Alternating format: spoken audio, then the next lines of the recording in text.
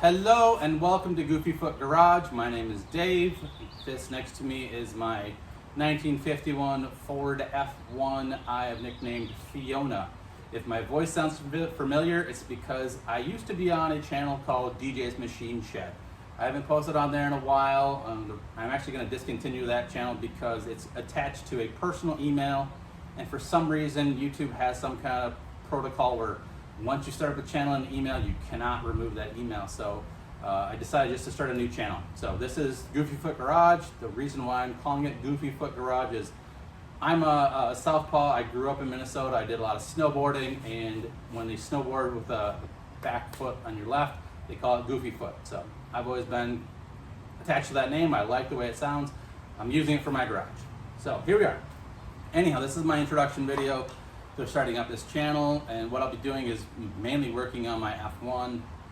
If you are from DJ's Machine Shed, you've seen a lot of the work I've done so far. I mean, it's not a lot, but I have done some work to this pickup.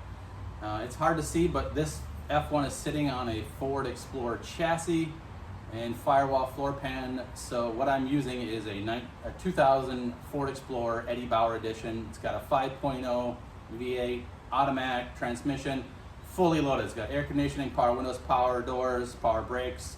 It's got the independent front suspension, something you don't see in the old 51 Ford F1. So better handling, better performance. That's kind of what I was doing.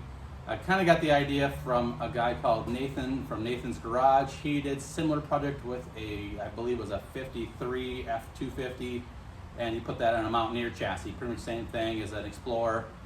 Did a great job. I love that project. I watched those videos multiple times, so shout out to Nate. Awesome job on that project. Anyhow, this is going to be my project, Fiona. And so far on DJ's Machine Shed, what I've done is I have pretty much cut away everything on the Explorer that I didn't want or didn't need. So the only thing actually left of the Explorer body is the floor pan and half of the firewall. And then the running gear, the frame, chassis, and all that stuff is all Explorer. So what I'm planning on doing is mounting this cab, which is a 49 cab actually, to the floor pan and firewall of the Explorer. And I'm actually going to cut the back half of this cab off and graft on about 10 to 11 inches of a 1951 Ford F1 cab. So I'll have an extended cab.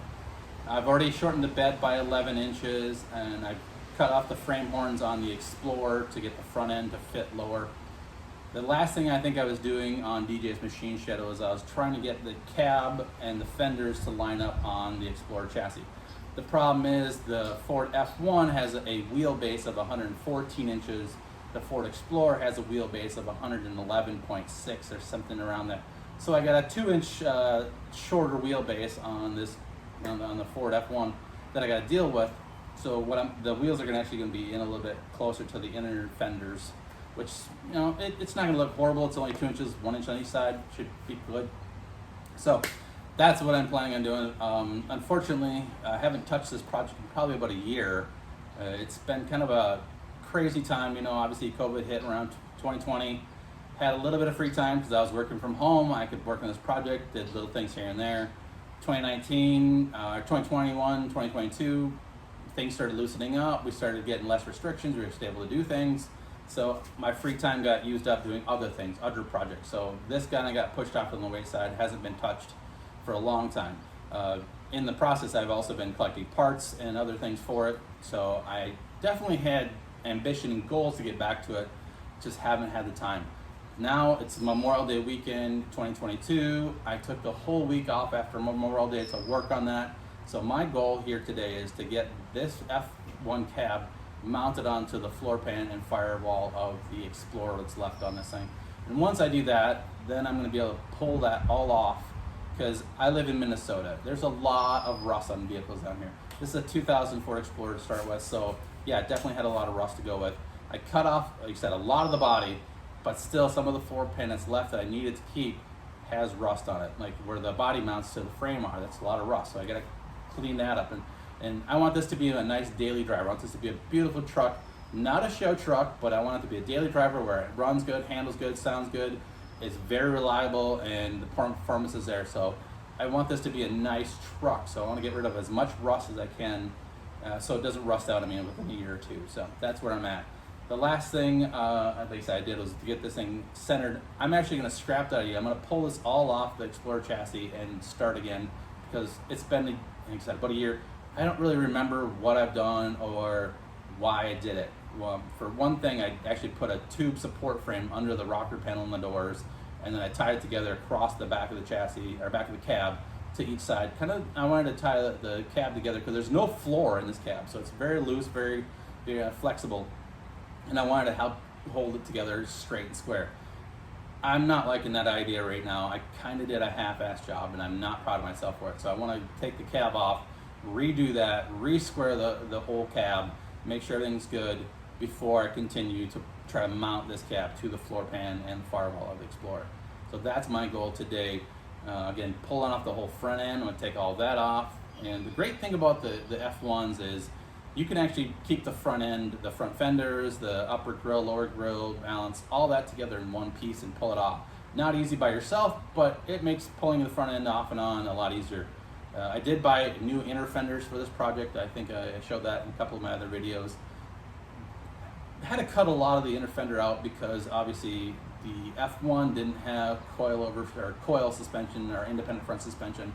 So I ended up cutting a lot of the inner fenders out to fit over the Ford Explorer front suspension. So I'm gonna have to remake a lot of the inner fenders to cover it in, because there's a lot of open space between now the tire and the engine bay, and I want to enclose that and get as less water splatter from if I drive in the rain or anything like that. I don't want to have a lot of debris able to get into the engine bay, so I want to try to keep that as sealed up as possible.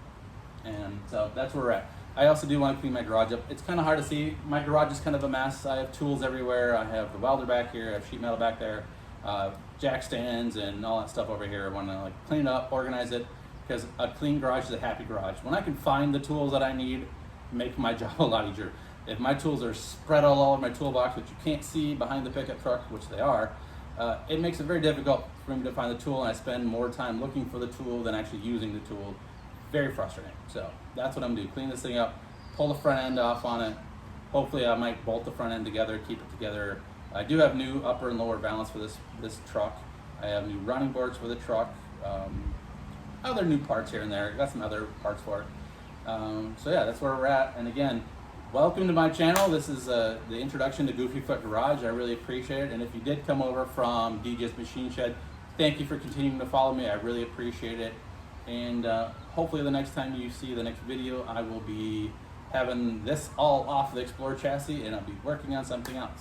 So thank you again, guys, and we'll see you in the next video.